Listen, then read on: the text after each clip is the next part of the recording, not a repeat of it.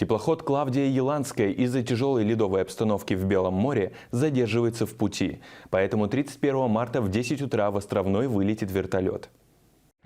Из Мурманска в Зату планируется доставить до 2 тонн продовольствия, которые находятся в перечне социально значимых товаров.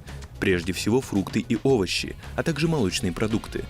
Обратный рейс из Островного также запланирован на 31 марта. Вертолет улетит оттуда с пассажирами. Напомним, в Архангельске теплоход «Клавдия Еланская» проходил ремонт.